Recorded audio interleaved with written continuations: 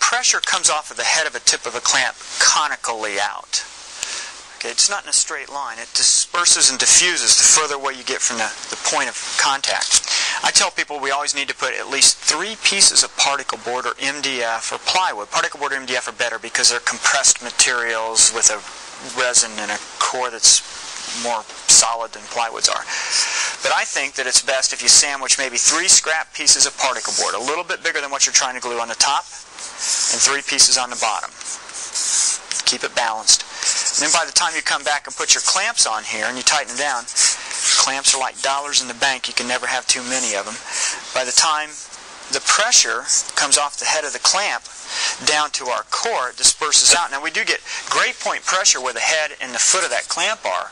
By the time we go through our first piece, we get a little less pressure, but over a broader area, a little less pressure, until finally we get this much pressure at the contact surface. It's not, with veneering, the key is consistency, not just force, blunt impact pressure at a certain point. I'd much rather have less pressure more consistently than more pressure inconsistently. And you have to also, remember with veneering, you always want to flow the glue from the center out.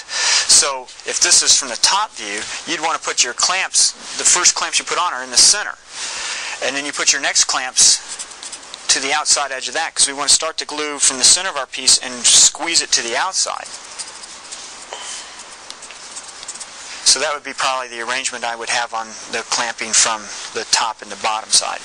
If people don't have vacuum bags, and if they don't think they're going to buy one, they need to learn to do it this way, and it's just a real simple, it's a clamping process. And for most things you just use yellow woodworker's glue? Or? Actually, I wouldn't use yellow. It sets up a little bit quick. I'd use white. It gives me a little bit longer working time.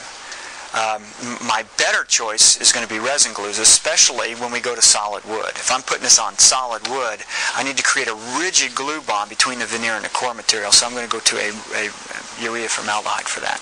There's a whole bunch of other reasons. Unibond would be perfect.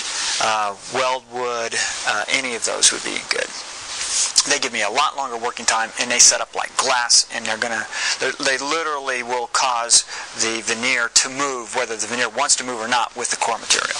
It'll take it with it. But that's the reason to use particle board and MDF over anything else, is because they're more consistent in their movement.